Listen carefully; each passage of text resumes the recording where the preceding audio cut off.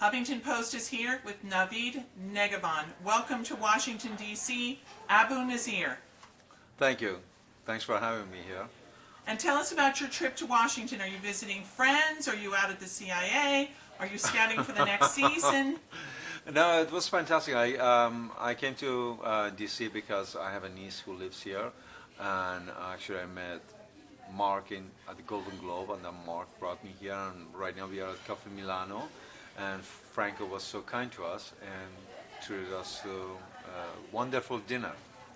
Okay, but you played one of the world's greatest characters, a great terrorist, and were you a little nervous about doing that? You know, because some actors worry about playing a negative image. It might hurt their career. A little bit, but when I read the script, I felt that the script is very brave. It's a script that has never been done before, and the way that the character was so multi-layered and fascinating, and the way that the character was portrayed as a man, as a human being who's being put in the situations and he's just reacting to the given circumstances. I wanted to play that. I felt that it was a great opportunity to show the other side, show the human side. We can't use any names. We found out earlier tonight that President Obama is a big fan of Homeland. What else did you hear? I heard that he's a big fan, and once in a while there might be a discussion there about the show, and I'm truly honored.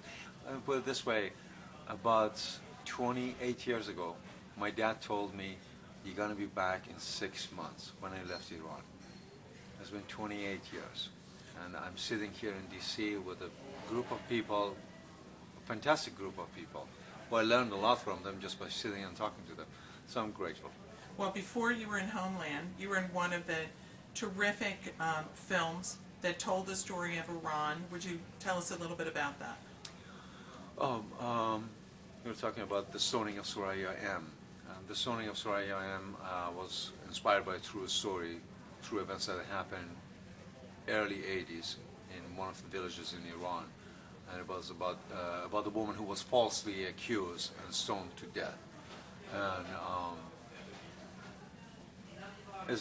it was a difficult film. I mean, when we were shooting the film, one of the sequences that is only 20 minutes, and that 20 minutes took us six days to shoot it. I was so that as the actors,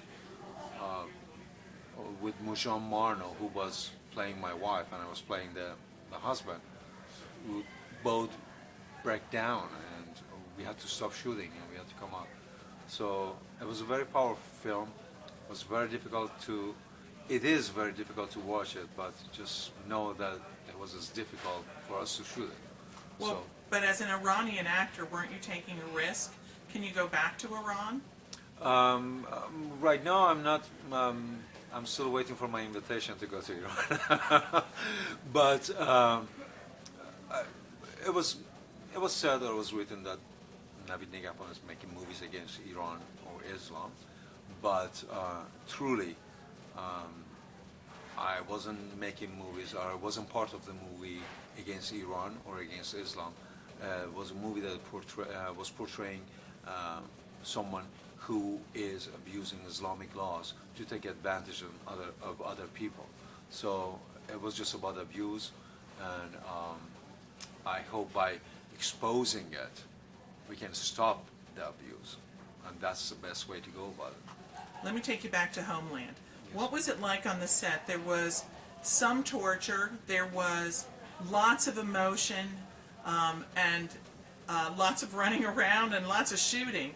So does that make a set more difficult? Does it bring the actors together? Does it make you like the teamster who drove you more, as they usually say in the Oscars or the Emmys? Or what was the atmosphere? The atmosphere during Showtime, when we were shooting it was very friendly. It was like a family. Lots of joking, goofing around, pulling pranks. And at the same time, when we were shooting those tense moments, everybody was so deep into it. I never forget when I was shooting my scenes with Claire,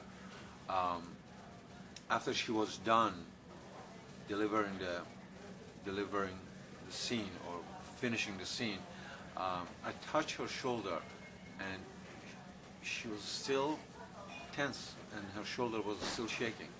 And I have so much respect for her, just going there, going to that place, and exploring those emotions and those feelings, and then coming out of it.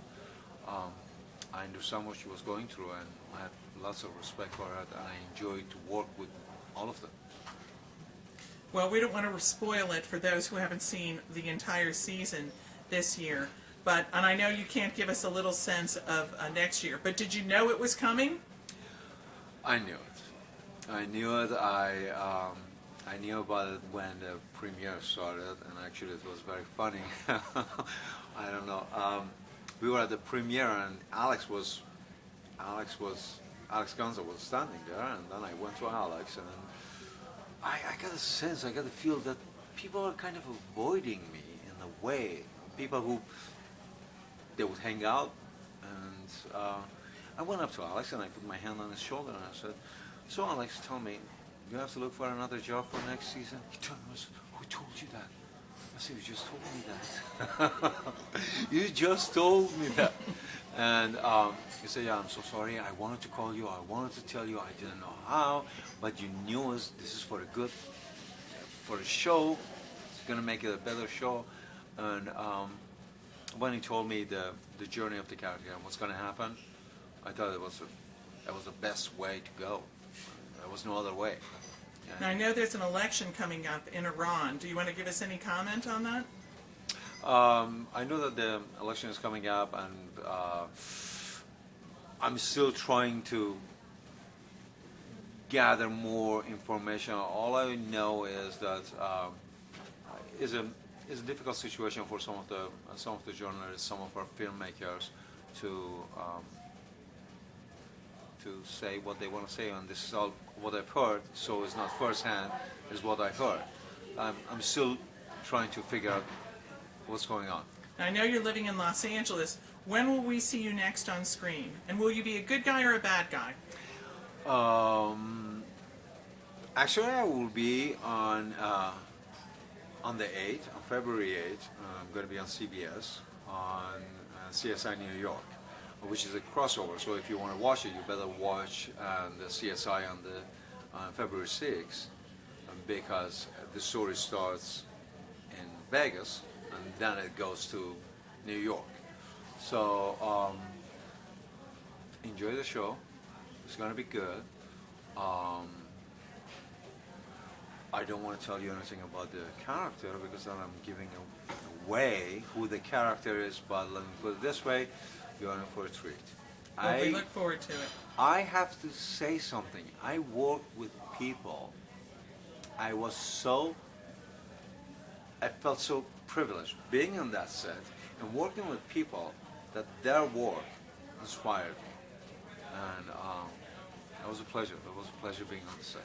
Well, that's great. So there's a double header coming up on CSI. Thank you, Navid. Thank you. Thanks a lot.